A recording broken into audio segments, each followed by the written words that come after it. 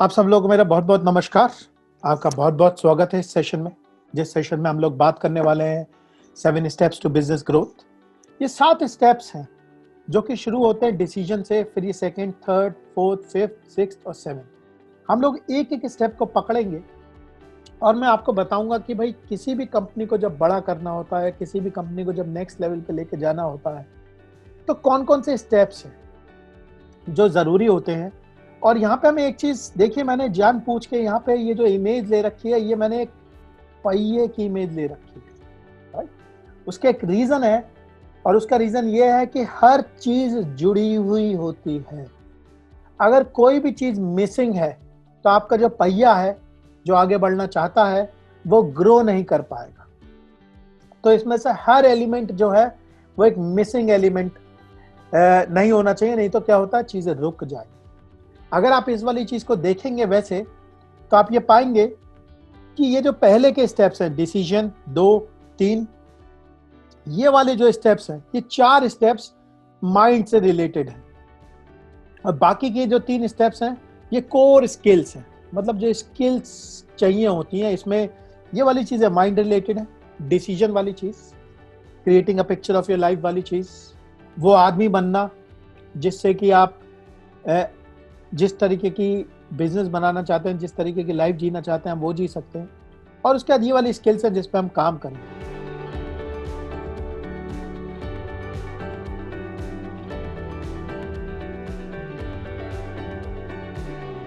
तो next stage है, जो स्टेप नंबर 2 है इस वाली चीज में, वो है create a picture of your life you want to live, right. इसमें इस चीज पे गौर दीजिए, मैंने आपके साथ यहाँ पे देखिए एक मैप बना रखा है, राइट। ये मैप है इस वाली चीज का कि यार आपको पता होना चाहिए कि आप जाना कहाँ चाहते हैं। ये आपके लिए बहुत ज्यादा जरूरी है जान लेना कि आप जाना कहाँ चाहते हैं, क्योंकि अगर आपको पता नहीं होगा कि कहाँ जा रहा हूं तो शायद आप जा भी ना पाओ। अब यहाँ पे कुछ कॉमन पिटफॉल होते हैं, जो कॉमन गलतियां करते हैं लोग, बहुत छोटी छोटी गलतियां करते हैं। जैसे मान लीजिए किसी आदमी का 1 करोड़ का काम है, राइट। ये काम 1 करोड़ तक उसने मान लीजिए 5-6 साल की मेहनत के बाद पहुंचाया। अगर वो ये गोल बना रहा है कि अगले उसमें साल में मैं इस काम को 50 करोड़ कर दूंगा, तो शायद ये वाली जो चीज है ना, वो रियलिस्टिक नहीं, राइट। क्यों? क्योंकि जब 8 साल लगे एक काम में, आप इस वाली चीज को सोचें कि भाई इस वाली चीज को एकदम एक्सपेंड कर देंगे तो शायद थोड़ा मुश्किल है। ऐसा नहीं कह रहा हूं मैं, किसी भी हालत में ऐसा हो नहीं सकता, राइट। लेकिन ये चीजें बहुत चीजों पे डिपेंड करती हैं। आपके पास कोई वैसी चीजों जो एकदम नई हो और उसका एडॉप्शन तेज हो, उन सारे केसेस में हो सकता है। तो आपको ये जो पिक्चर बनानी है अपनी, एक बड़ी रियलिस्टिक, मतलब ड्रीम वाली होनी चाहिए, लेकिन वैसा नहीं होनी चाहिए कि आपके जो अंदर बैठा हुआ इंसान है ना, उसे कोई किकी ना आए, राइट। आपने उससे कहा कि यार आज 1 करोड़ करता हूँ, ऐसा करूंगा यार अगले साल में ना 50 करोड़ पे पहुंच जाओ। अपने अंदर वाले आदमी से पूछे क्या वो आवाज देता है इस वाली चीज के लिए, कहता हाँ तुम पहुंच जाओगे, या वो कहता अबे छोड़ो यार बिना बात की बात, राइट। सो जो आपके पिक्चर होनी चाहिए वो आपको बनानी बहुत जरूरी है। और थोड़ी सी, मतलब ख्वाब देखना खराब नहीं है, अपना ख्वाब बनाइए, 3 साल का अपना विजन प्लान बनाइए, लेकिन 1 साल में उस चीज को थोड़ा सा स्ट्रेच्ड होना चाहिए। कि मतलब मान लीजिए अगर आप 100 कर रहे हैं तो 100 का एकदम 200 मत बनाइए, 100 का 140 बनाइए, क्योंकि 100 से 200 पहुंचने में भी आपको 40 पे पहुंचना पड़ेगा, राइट। 40 वाली फीलिंग में आप कुछ करेंगे, आपके पास आइडियाज आएंगे, राइट। क्योंकि मैं आपको एक चीज बताता हूँ, 1 करोड़ की कंपनी 50 करोड़ की एकदम से नहीं बन जाती। 1 करोड़ वाला आदमी एकदम 50 करोड़ का नहीं कर पाता हूँ। मैं बताता हूँ क्यों। वो इसलिए क्योंकि जब आप 1 करोड़ से 5-6 करोड़ पे पहुंचते हैं ना, तो आपके लिए कुछ नए रास्ते खुल जाते हैं जो आपको 1 करोड़ पे नहीं पता होते। तो जब आप 6 करोड़ पे पहुंच जाते हैं, उसके बाद आपके 10-11 करोड़ के रास्ते खुल जाते हैं। जब 10 करोड़ पे पहुंच जाते हैं तो आपके 10 से 20 करोड़ के रास्ते खुल जाते हैं। वो 20 करोड़ के जो रास्ते हैं वो 1 करोड़ पे आपके पास अवेलेबल नहीं होंगे। वो रास्ते अपने आप खुलते हैं, क्योंकि आपके जब आप भाई आपके एसेट्स बन जाते हैं, आपका एक नाम हो जाता है, तो आपके लिए और चीजें खुल जाती हैं। आप पार्टनरशिप्स कर सकते हैं, चीजें कर सकते हैं। जब आप भाई थोड़े नामचीन हैं, बड़े हैं, तो आप पार्टनरशिप करेंगे तो दूसरा आदमी भी कर लेगा ना आपसे पार्टनरशिप। सो वो जो गोल है, वो गोल थोड़े से स्ट्रेच करके बनाइए, लेकिन ऐसे नहीं होने चाहिए कि आपके दिमाग को अनअचीवेबल लगे। क्या ये वाली बात क्लियर हो रही है? क्योंकि वहां पे जाके और रास्ते खुलेंगे और उसके आगे और रास्ते खुलेंगे। अब ये थर्ड है, become the person who can lead the business. यानी कि जब आपने पिक्चर बना ली तो आपको वो इंसान बनना पड़ेगा जो उस तरीके का बिजनेस खड़ा कर सकता है, राइट। एक कहावत थी आइंस्टाइन जी की, लिखता हूं आपके सामने, मुझे बड़ा प्रभावित किया था। सेम चीज को बार बार रिपीट करते रहो और ये सोचो कि डिफरेंट रिजल्ट आ जाएगा, नहीं आएगा। कि भाई आप सेम ही चीज बार बार करते रहोगे तो रिजल्ट कैसे आएगा। अगर आपको डिफरेंट रिजल्ट चाहिए तो आपको डिफरेंट काम करने पड़ेंगे जो आपने आज तक नहीं करे हैं।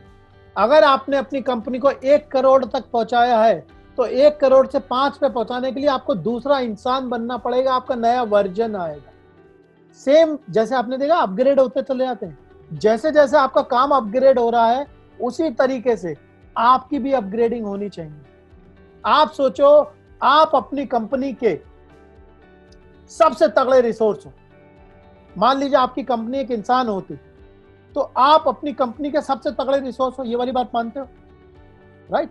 अब मुझे बताइए, आप अपनी कंपनी के अगर कुल्हाड़ी हैं और इस कुल्हाड़ी में अगर धार नहीं लगेगी टाइम टू टाइम, अगर ये आदमी अपग्रेड नहीं करेगा तो कंपनी कैसे आगे बढ़ेगी। क्या ये वाली बात समझ में आ रही है, राइट।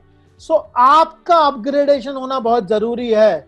हर 4 महीने में एक नया 2.0 तैयार होना चाहिए, उसके बाद 3.0, उसके बाद 4.0। समझ में आ रही है बात। हर 4 महीने में चिराग 2.0 वर्जन आ गया, चिराग 3.0 वर्जन आ गया, चिराग 4.0 वर्जन आ गया।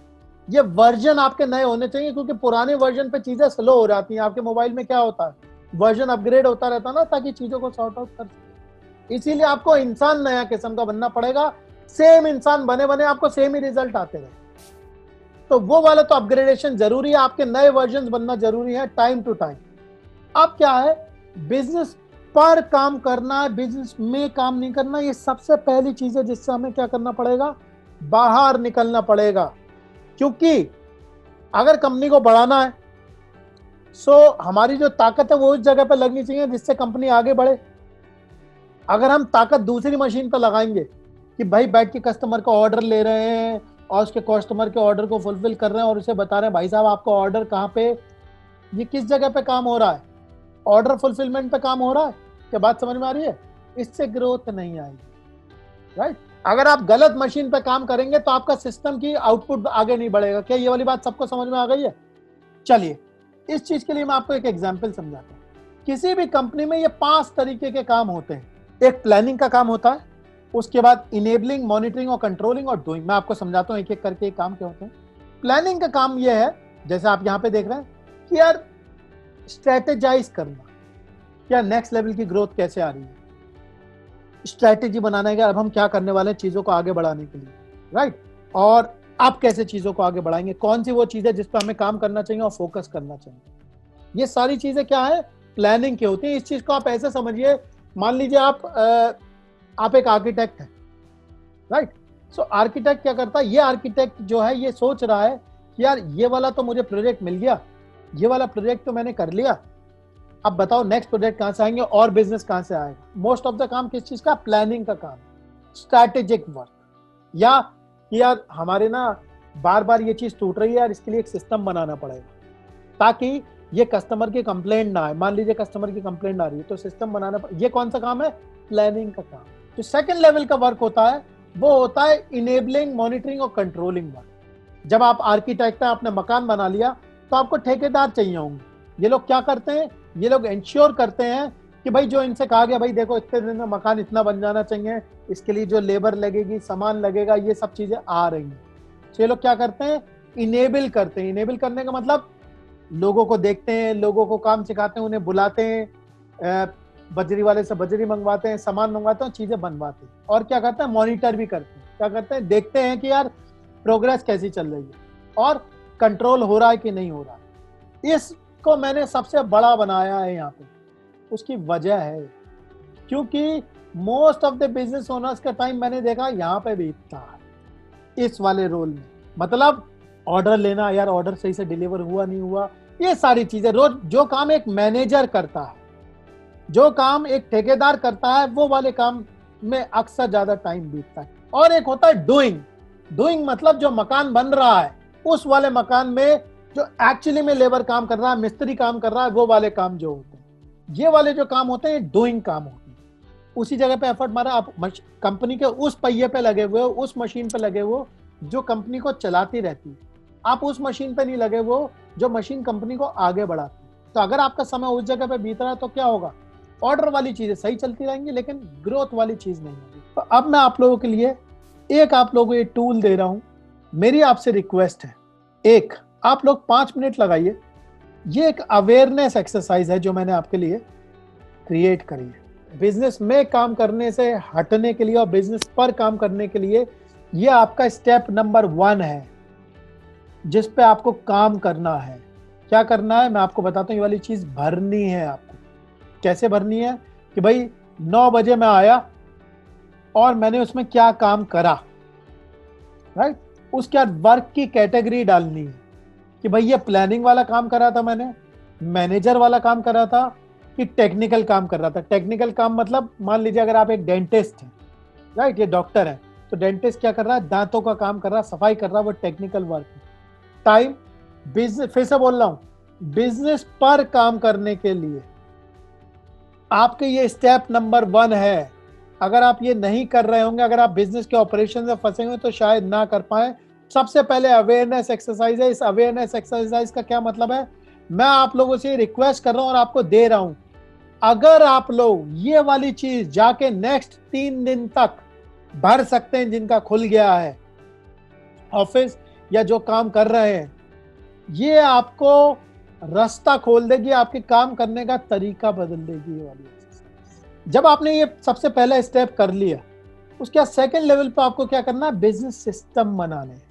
जो मैं याद है मैंने आप लोगों को कहा था, आप लोगों को सिस्टम बनाने आने चाहिए, राइट। सो मैं आप लोगों के एक एग्जांपल दिखा रहा हूँ। ये हमारे एक कस्टमर है जिन्होंने भर के दिया। सो मैं आप लोगों को पढ़ देता हूँ, थोड़ी सी राइटिंग वैसी है, राइट। 11 बजे ऑर्डर लिया, 11:30 पर पेमेंट लिया, 12 बजे मुझे नहीं समझ में क्या आया था, 12:40 पे लंच किया, 1 बजे पार्टी का पेमेंट गिना, राइट। ऑर्डर बनाया, 1:45 पे माल उतारा, 2 बजे पार्टी से ऑर्डर लिया, 2:30 बजे माल उतारा, 3 बजे ऑर्डर बनाया, 3:30 पे माल उतारा, 3:45 पे चाय पी, 4:30 बजे कॉल पर ऑर्डर लिया और 5 बजे माल उतारा। अब मुझे बताइए ये जो दिनचर्या है, मुझे बताइए इनके बिजनेस में क्या हो रहा होगा। प्रशांत जी, आपका भी कुछ डे रूटीन इसी तरीके से चलता है? लगभग सर यही ऐसा ही कि जो चीज सामने आती रही। समझ में आ रही है बात आपको? चिराग जी, जॉयदीप जी, सब लोगों को ये वाली चीज समझ में आ गई जो मैं कर रहा हूँ? आप लोगों का इस तरीके से अपना ये वाले टेम्पलेट बनाना है, क्योंकि मैं आपको बताऊंगा इस वाली चीज से सिस्टम बनते कैसे हैं। राहुल जी, आपका भी ऐसे ही हो रहा है कुछ ना कुछ इसी तरीके का काम? यस कंफर्म, ऐसा ही चल रहा है। अब इस वाली चीज को क्या करना है, इनके साथ जब हमने काम किया तो इस वाली चीज में कैसे इस चीज को तोड़ा, इससे सिस्टम का इजाद कैसे होता है और ये वाली चीज क्यों जरूरी है आपकी। ये क्या है, सबसे पहला जो आइटम है, ये कौन सा प्रोसेस सिस्टम का पार्ट है, ऑर्डर का सिस्टम का पार्ट है। ये जो सेकंड काम है, ये पेमेंट के सिस्टम का काम है, राइट। ये लाल वाली चीज मैं समझ नहीं पाया, इसलिए मैंने इन्हें मार्क करके दी थी कि भाई मुझे बताओ, इन्हें बताई मुझे बाद में। उसके बाद आप देखेंगे क्रिएट ऑर्डर, स्टॉक रिसीव करना, ऑर्डर रिसीव करना, स्टॉक रिसीव करना, ऑर्डर क्रिएट करना, रिसीव स्टॉक। तो इनके मेन जो प्रोसेस है जहां पे इनका सबसे ज्यादा टाइम जाता है, इन्हें कौन से प्रोसेस की जरूरत है? सबसे पहले ऑर्डर मैनेजमेंट, उसके बाद स्टॉक मैनेजमेंट, राइट, कि भाई माल उतरा गया, पार्टी को गया, ये वाली चीज हो गई। थर्ड चीज क्या है, पेमेंट में जा रहा है। अब मुझे बताइए इन तीनों मशीनों में, ये ऑर्डर मैनेजमेंट की मशीन, स्टॉक मैनेजमेंट की मशीन, इससे तो इनके बिजनेस में ग्रोथ नहीं आ रही, क्योंकि इनका पूरा जो टाइम है कौन सी मशीन पे निकल रहा है, उस मशीन पे जो बिजनेस को चलाती रहती है। क्या समझ में आई आप लोगों को ये वाली बात? सो आप मेन 3 चीजें, अगर इन्हें अपने सिस्टम को ऊपर उठाना है, अगर इन्हें चीजों को बेटर करना है, तो ये सबसे पहले क्या करेंगे, सबसे पहले इन्हें ये वाली प्रॉब्लम रिजॉल्व करनी होंगी जो ये सामने लिखी होंगी। क्योंकि अगर ये रिजॉल्व नहीं होगी तो ये नेक्स्ट लेवल पे कैसे जाएंगी? नहीं तो रोज की रोज चीजें ऐसी की ऐसी चलती जाएंगी। सिर्फ मैं आप लोगों को गारंटी दे रहा हूं, दिन का 1 घंटा निकाल लीजिए, दिन का 1 घंटा मतलब महीने के 30 घंटे, उतने में आपका बहुत सारा काम हो जाएगा। अगर आप कायदे से करेंगे और सही मशीन पे जोर लगाएंगे। गलत चीजों पे टाइम बिताते रहेंगे तो नहीं होगा, चाहे कितना भी बिता लो, कितनी अच्छी तरीके से बिता लो। सिस्टम को अगर ऊपर उठाना है तो सिस्टम की जो वीकनेस है, सबसे वीकेस्ट लिंक को पकड़ के उसे ऊपर उठाना है, सिस्टम खुद ही ऑटोमेटिक ऊपर उठ जाएगा। कितने सारे लोग हैं जो कहते हैं कि यार मुझे अपने बिजनेस को बड़ा करना है। करिए बिजनेस को बड़ा। सपना और हकीकत के डिफरेंस को आपको केटर करना पड़ेगा। छोटी प्रॉब्लम जो आपको रोक के रख रही है, सिर्फ उसको पकड़ के रिजॉल्व करते जाइए, आपके ऑटोमेटिकली चीजें बड़ी हो जाएगी। सिंपल है चीजें, समझ रहे हैं? सिंपल है लेकिन इजी नहीं है। फर्क समझ में आ रहा है? आसान है कर लेना, लेकिन उसको फॉलो कर लेना थोड़ा वो है। क्लियर है ये वाली बात? सो जब आप इस लेवल पे जाके अपने बिजनेस को सही नहीं करेंगे, तब तक शायद आप बहुत ही ऊपरी सतह से काम कर रहे होंगे, ऊपर ऊपर की चीजें सुन सुन के करके नहीं होगा। अंदर जाना पड़ेगा, ब्लॉकेजेस को हटाना पड़ेगा, फिर ऑटोमेटिकली सिस्टम बड़ा हो जाएगा। जब आप ये वाला काम कर लेते हैं, उसके बाद जो नेक्स्ट स्टेप आता है वो होता है create high performance team. Team इसलिए ये वाले काम नहीं कर पाती क्योंकि हमने ये वाली चीजें बना के नहीं रखी हैं अभी तक। जब उन्हें बना के एक सिस्टम दे देंगे, भैया देखो ये होगा, ये होगा, ये होगा, ये होगा, और अगर कोई दिक्कत आ रही हो तो क्या करना, ये कर ले, तो वो टीम ऑटोमेटिकली काम करना शुरू करती है। हमारी जो कंपनी होती है, जो किसी भी आप कंपनी को देखेंगे, किसी भी कंपनी का जो कैरेक्टर होता है, वो कैरेक्टर उसके बिजनेस का जो ओनर होता है उसका कैरेक्टर होता है। अगर बिजनेस का ओनर टाइट होता है, आपको सारी चीजें टाइट दिखेंगी। अगर कंपनी का ओनर प्रोसेस ओरिएंटेड होता है तो आपको कंपनी में प्रोसेस दिखेंगे। और जब बिजनेस का ओनर जो होता है सिस्टम ओरिएंटेड होता है, सिस्टम से काम करता है, तो आपको सिस्टम्स दिखेंगे। आप मुझे बताइए, अगर आप अपनी टीम को एक मशीन दे दें, मशीन क्या करती है? मशीन सेम रिजल्ट देती है ना, बार बार सेम रिजल्ट देती रहती है। सो कितने सारे बिजनेस ओनर्स हैं जो मेरे पास आके कहते हैं सर हमारे यहाँ लोग नहीं मिलते, हमारे लोग काम नहीं करते। मैं थोड़ी सी कठोर बात कह रहा हूँ, लोगों को इल्जाम मत दीजिए, पहले अपने अंदर झांक लीजिए। क्या आपने लोगों को वो सिस्टम दिया है वो काम कर देने के लिए? अगर आपने उनको सिस्टम नहीं दिया काम करने के लिए तो प्लीज उन पर इल्जाम मत लगाइए। आप मालिक हैं तो आप जो चाहें कह सकते हैं, लेकिन अगर आप ईमानदारी से चीजों को देखना चाहते हैं तो पहले अपने आप से प्रश्न करिए कि क्या मैंने इस आदमी को वो सिस्टम दिया है आगे बढ़ाने के लिए, ताकि ये वो रिजल्ट लाके दे सके जो मुझे चाहिए। तब बनती है टीम। हम बहुत आराम से सोच सकते हैं कि यार ये बेकार है, बट वो ना फॉल्ट फाइंडिंग है, वो एक्सक्यूजेज है। एक्सक्यूजेज से किसी के रिजल्ट नहीं आते। कोई देखिए, आप लोग अपनी कंपनी के मालिक हैं, कोई आके आपसे कुछ कहेगा नहीं अगर आप इस तरीके के एक्सक्यूज बना रहे हो। कोई कुछ कहेगा थोड़ी, जिंदगी तो चल रही है। लेकिन अगर ईमानदारी से चीजों को करना चाहते हैं तो अपने आप से भी ईमानदारी चाहिए होगी। और ये कठिन प्रश्न जो मैं आपको कह रहा हूं, अगली बार अपने किसी एक एम्प्लॉय पे इल्जाम लगाए ना, तो उससे पहले अपने ऊपर इल्जाम लगा लीजिए, पूछ लीजिए क्या मैंने इसे सिस्टम दिया है ताकि ये आगे बढ़ सके। अगर नहीं दिया तो पहले उसे सही करिएगा। जब आपकी हाई परफॉर्मेंस टीम क्लियर हो बन जाती है तो आपको क्या करना होता है, कंटिन्यूअस इंप्रूवमेंट करना होता है। यहाँ पे सेटिस्फाई नहीं करना होता है। यहाँ पे जो आपकी बुद्धि होती है वो ये कहती है यार मेरा अगली 30% ग्रोथ कहाँ से आ रही है, मेरी अगली 30% ग्रोथ कहाँ से आ रही है, मेरी अगली, ये क्वेश्चन है जो आपके दिमाग में होना चाहिए। और एज अ बिजनेस ओनर, जिस बिजनेस को आप ओन करते हैं, आपकी जिम्मेदारी है ये क्वेश्चन पूछने की। आपसे कोई आके पूछेगा नहीं, खुद को जिम्मेदार ठहरा के आपको ये क्वेश्चन पूछना पड़ेगा कि मेरे सामने कोई आदमी खड़ा हुआ, मेरी कंपनी खड़ी हुई है और मैं कंपनी के मालिक की कुर्सी पे बैठा हुआ हूं, तो कंपनी मुझसे पूछ रही है बताओ भैया क्या तुम में स्किल है कंपनी आगे बढ़ाने की? क्या तुम मुझे ये जवाब दे सकते हो कि मैं अगले 30% कैसे बढ़ूंगी? किसी भी सिस्टम को ग्रो करने के लिए, राइट, 4 मुख्य चीजें होती हैं। एक होता है पैसा, राइट, एक होता है सिस्टम, एक होता है आपका पीपल, और एक होता है आपका डेटा। कोई भी 4 चीजें हमेशा चाहिए होती हैं। इसमें जो मनी होती है, ये मनी होता है हार्ड कंस्ट्रेंट। हार्ड कंस्ट्रेंट मतलब यार नहीं है तो नहीं है। ऐसा तो नहीं है यार कि अंबानी के यहाँ जो लोग सिर्फ अंबानी दुनिया देश में रईस है, उतने ज्यादा पैसा नहीं है तो नहीं है, कोई दिक्कत नहीं। लेकिन बाकी के जो 3 सिस्टम होते हैं वो हमारे सिस्टम्स में, बिजनेस में मौजूद होते हैं। उसमें हमें कुछ करने की जरूरत नहीं होती है, वो मौजूद होते हैं, हमें बस पता होना चाहिए वो कैसे करते हैं।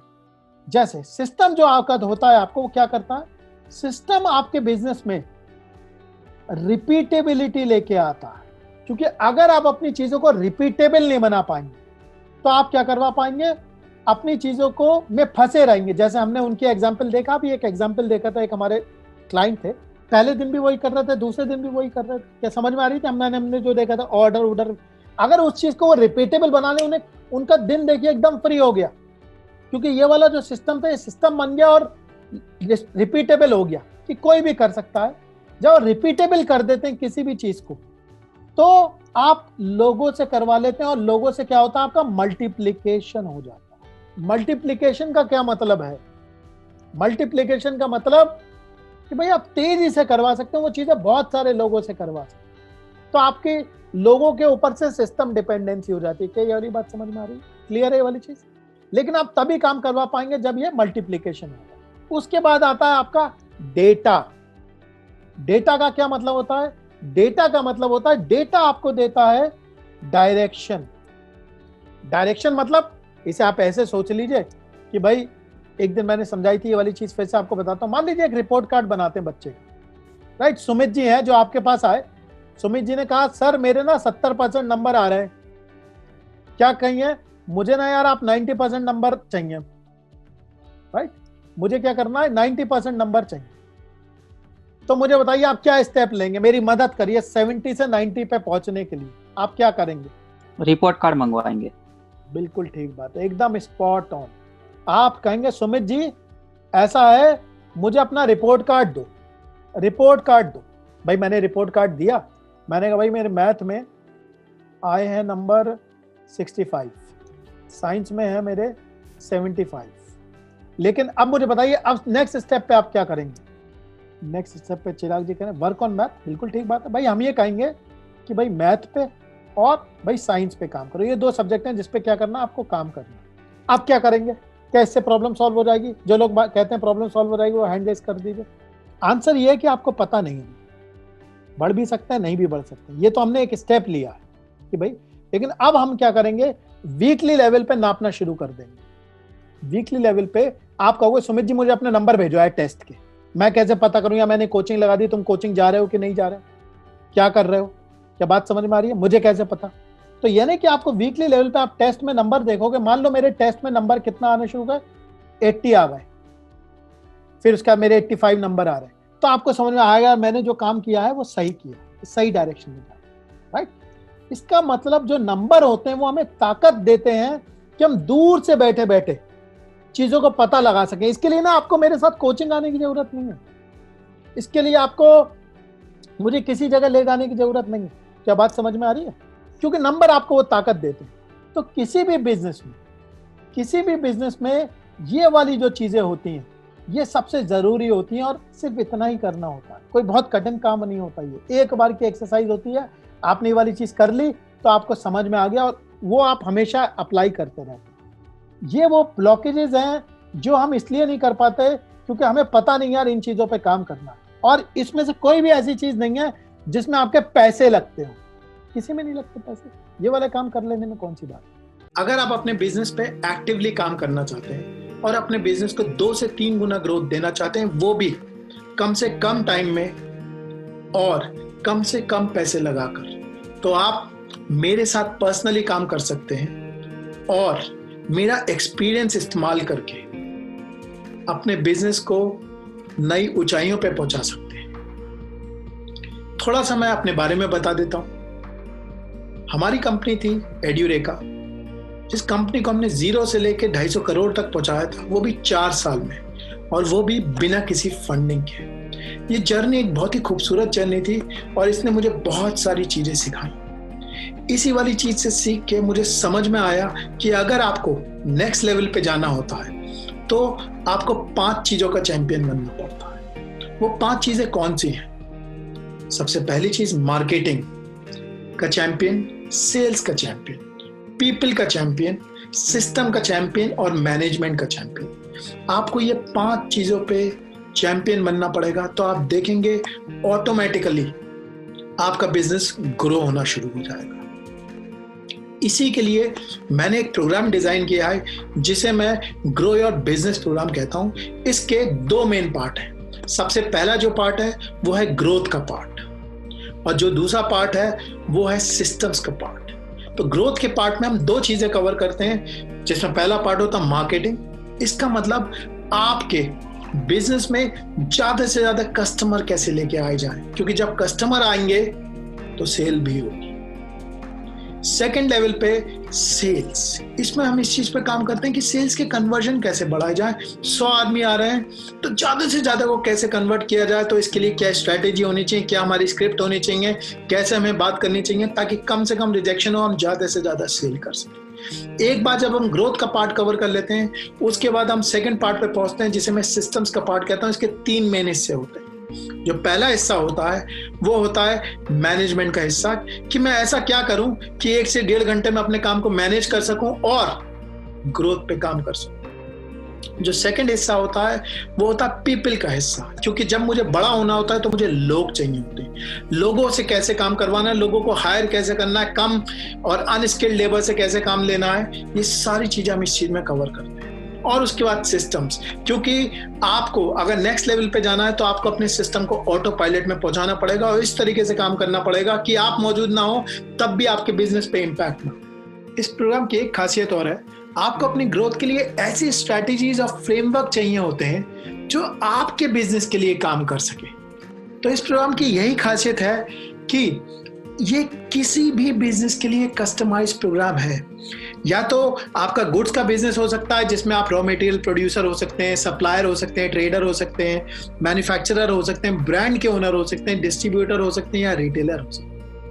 या आपका सर्विस का बिजनेस हो सकता है जिसमें आप कोई प्रोफेशनल सर्विस दे सकते हो, जैसे CA, accountant, consultant, digital marketing. या ऐसा हो सकता है कि आपका रेस्टोरेंट हो या प्रोफेशनल सर्विसेज हो, इसमें पूरी सर्विसेज भी कवर है। इन सब के लिए आपको अपनी कस्टमाइज वर्कबुक्स मिलती हैं, आपको अपने कस्टमाइज स्ट्रैटेजीज और फ्रेमवर्क मिलते हैं जो आपके बिजनेस के लिए जरूरी होते हैं। इस बात पे हमने बहुत ज्यादा ख्याल रखा हुआ है ताकि आपको इस प्रोग्राम में अपने बिजनेस के लिए कस्टमाइज ग्रोथ प्लान मिले जो कि आपके बिजनेस के लिए एप्लीकेबल हो। इस प्रोग्राम की एक खासियत और है, आप कई बार चीजों को सुन तो लेते हैं, कई बार समझ भी लेते हैं, लेकिन आपने देखा होगा फिर भी रिजल्ट नहीं आता। और वो रिजल्ट इसलिए नहीं आ पाता क्योंकि आप उन चीजों को अपने ऊपर अप्लाई नहीं कर पाते। तो जब तक एप्लीकेशन नहीं होगा रिजल्ट नहीं आएगा। तो इसीलिए हमने इस बात पे बहुत ध्यान रखा है कि जैसे ही आप एनरोल कराते हैं आपको आपका एक पर्सनल कोच मिल जाता है जो आपको असाइन हो जाता है और आपकी ग्रोथ जर्नी में आपके साथ खड़ा रहता है और इस बात का बहुत ज्यादा ध्यान रखता है कि जो भी चीज आप सीख रहे हैं वो आप अपने बिजनेस में अप्लाई कर सके, हैंड होल्डिंग कर सके। क्योंकि आप सीख लेंगे, समझ लेंगे, लेकिन अप्लाई नहीं करेंगे तो रिजल्ट नहीं आएगा और रिजल्ट नहीं आएगा तो हमारा मकसद पूरा नहीं होगा।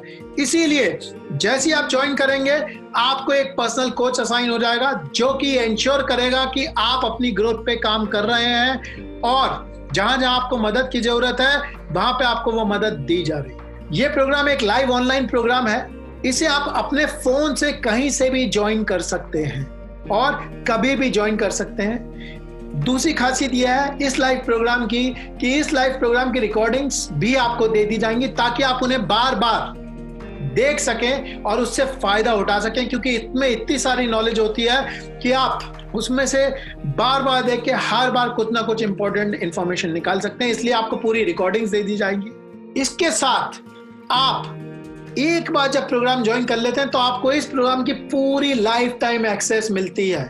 इसका मतलब आप जितनी बार चाहें उतनी बार ये प्रोग्राम ज्वाइन करें और उसके लिए कोई फीस नहीं होती। तो आइए और बार बार इस प्रोग्राम को ज्वाइन करें। इस चीज के बारे में आप और जानना चाहते हैं तो आप डिस्क्रिप्शन सेक्शन में जा सकते हैं जो कि नीचे है और वहां पे फॉर्म भर सकते हैं, जिससे हमारे जो कंसल्टेंट हैं वो आपको कॉल कर लेंगे और आपको बता देंगे कि आपकी इस वाले प्रोग्राम से मदद हो पाएगी और हो पाएगी तो कैसे हो पाएगी। आप ब्रोशर भी डाउनलोड कर सकते हैं जिसके अंदर जो जो मैंने बोला है उसकी सारी की सारी डिटेल मौजूद है।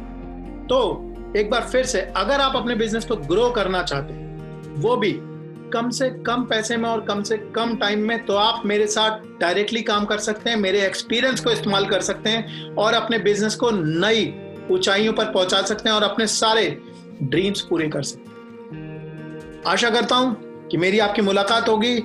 आई look forward to see you. Thank you very much. Bye bye.